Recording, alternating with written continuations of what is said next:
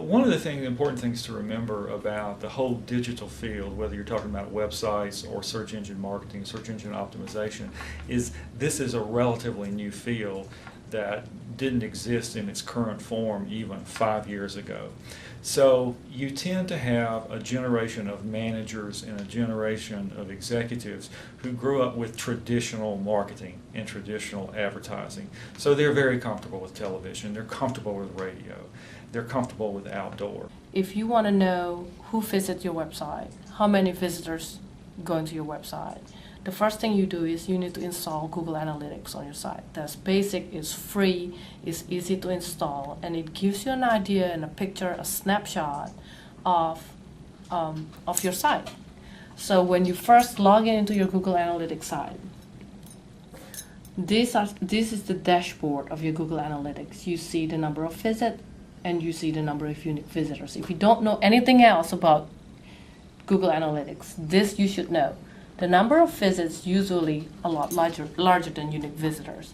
You may have 25,000 visits, which means the number of visits that go to your site. But when you look at unique visitors, it's basically the number of people or IP address that visit your site.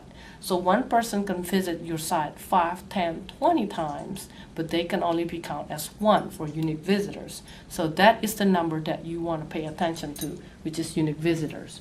You also want to see the number of pages per visit. If this number goes down to 1, then you need to be worried. That means they go to your site, they don't like your site, and they leave, which means you need to do something about your site. Maybe it's not attractive, maybe the information is not there on the first page, maybe you need to update it more. The bounce rate is basically people that go to your site and leave immediately in within 5 seconds. Bounce rate on average, you're looking at 50 to 60%, and that's very common in the industry. You want your bounce rate to be on the lower side, on 40%, but we generally be happy with 50 to 60%.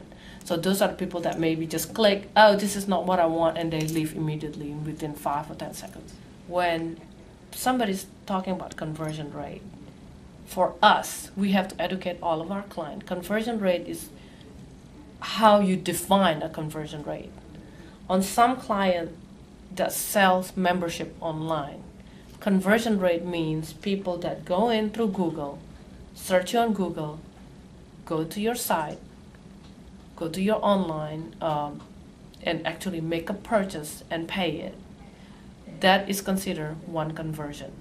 So when we're saying conversion rate of 1%, that means that for every 100 people that visit your site, one of them actually convert and purchase a membership online.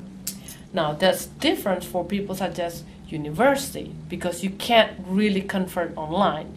You can't put an online submission and put all the information, but you can't actually say, yes, that student actually converted in fall.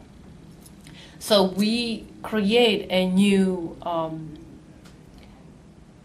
new algorithm. Measurement. Yeah, a new measurement that said, okay, if somebody complete an online submission, we consider that as a conversion rate. We're trying to impress customers and prospects and really anyone in the marketplace that nowadays digital marketing is not something you add on because you've got to have a part of that plan. In other words, when you do your budget, what's left over goes to digital is not the way you do it. When you sit down to do your budget, you know that I've got to put digital in there. I've got to account for that. So to some degree, we're evangelists, I think, for digital marketing.